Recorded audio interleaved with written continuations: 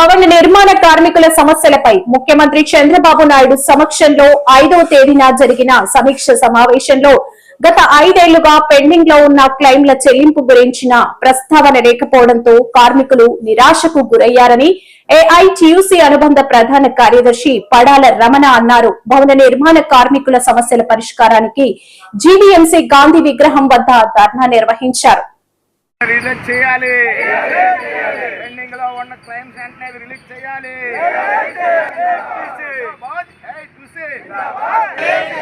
భవన నిర్మాణ కార్మిక సంక్షేమ బోర్డు వెంటనే అమలు చేయించాలి.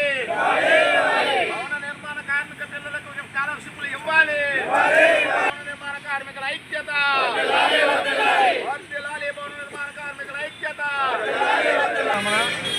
Andhra Pradesh building construction workers union రాష్ట్ర ప్రధాన కార్యదర్శి ఏఐటియుసి ఈరోజు ప్రధానంగా రాష్ట్ర వ్యాప్తంగా ఇవాళ అన్ని జిల్లాల్లో మండల అలాగే జిల్లా కలెక్టర్ కార్యాలయం వద్ద మా నిరసనను ఆవేదనను రాష్ట్ర ప్రభుత్వానికి తెలియజేయాలని చెప్పి నిర్ణయం చేసి అందులో భాగంగా ఇవాళ విశాఖపట్నం కలెక్టర్ గారికి మీ ద్వారా ఇప్పుడు ధర్నా అనంతరం మేము వివరణ కూడా ఇవ్వతాం. ముఖ్యంగా భవన నిర్మాణ కార్మికుల సంక్షేమ చట్టం అనేది ఇక్కడ గతంలో అమలయ్యేది. కానీ అమలయ్యేదాన్ని గత జగన్మోహన్ రెడ్డి ప్రభుత్వం వచ్చిన తర్వాత పూర్తిగా నిర్వీర్యం చేసి ఆ నిధులన్నింటినీ కూడా ఇతర అవసరాలు వాడుకున్న సందర్భంలో వీధుల్లోకి ఎక్కినటువంటి భవన నిర్మాణ కార్మికులందరికీ అండగా ఉంటామని చెప్పినటువంటి కూటమి ప్రభుత్వం అధికారులకు వచ్చి 2 ఏళ్ల తర్వాత కూడా మా వేదన అర్థం చేసుకొని ఈ నెల 5వ తేదీన ఒక సమీక్ష సమావేశం నిర్వహించారు. మేమందరివి ముఖ్యమంత్రి గారు ఒక మంచి నిర్ణయం తీసుకుంటారు, గతంలో ఉన్న ప్రభుత్వం చేసినటువంటి నిర్ణయాల కన్నా భిన్నంగా మరిన్ని మెరుగైన సౌకర్యాలు కార్మికులకు అందిస్తారని చెప్పి ఆశించాం. కానీ ఇవాళ ఆశించినటువంటి కార్మికుల కళ్ళల్లో కారం కొట్టే విధంగా ప్రభుత్వం కొన్ని చర్యలు చేపట్టింది. వాటిని మేము తీవ్రంగా ఖండిస్తా ఉన్నాం. ఎందుకంటే భవన నిర్మాణ కార్మికుల సంక్షేమ చట్టం ఇవాళ కొత్తగా వచ్చింది కాదు. గతంలో మా కూటమి ప్రభుత్వం గతంలో కూడా చంద్రబాబు ముఖ్యమంత్రి ఉన్నప్పుడు అమలు చేసినటువంటి పథకాలు ఏవైతున్నాయో అవన్నిటినీ కూడా అమలు చేయాలని మేము కోరుతా ఉన్నాం. ఇవాళ ఇప్పటికే గత ప్రభుత్వంలో అంటే చాలా తెలివిగా ఏమంటే గత ప్రభుత్వాలు చేసేది కాబట్టి మేము ఇస్తే మాకు ఉపయోగం ఏమనేటువంటి ప్రభుత్వం ఆలోచన చేస్తుందని అభిప్రాయం మాకుంది. గతంలో మేము 2019 ఎన్నికల్లో జగన్మోహన్ రెడ్డి ప్రభుత్వం వచ్చిన తర్వాత ఒక్క అప్లికేషన్ కూడా పెట్టలే. అప్పటికే బోర్డు నిర్వీర్యం అయిపోయింది.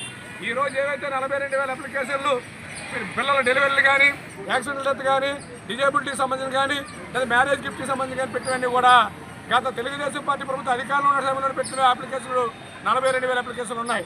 సో ఆ 42,000 అప్లికేషన్కి వెంటనే నిధులు మంజూరు చేయాలని చెప్పి ఇవాళ మేము ప్రభుత్వాన్ని డిమాండ్ చేస్తూ ఉన్నాం.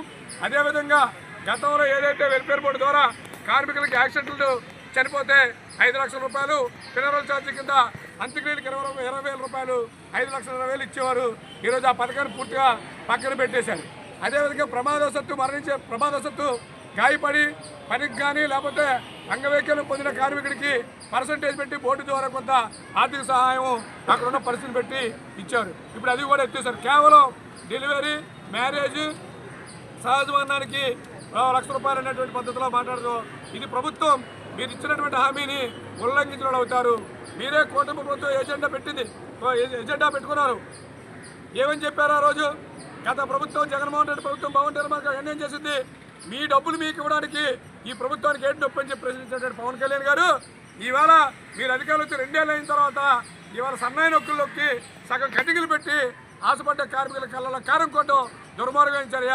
కాబట్టి ఏదైతే భవన నిర్మాణ కార్మిక సంక్షేమ చట్టం ఉందో చట్టంలో పొందుపరిచిన అన్ని అంశాలని అమలు చేయాలని చెప్పి ఏఐటీసీగా డిమాండ్ చేస్తూ ఉన్నాం.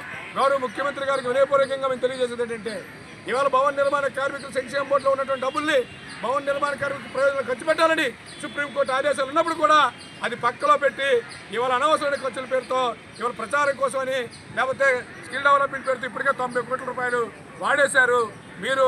కాబట్టి వెంటనే గత ప్రభుత్వంలో తీసుకున్నటువంటి డబ్బుల్ని ఈ ప్రభుత్వం బోర్డుకి జమ చేయండి. మీకు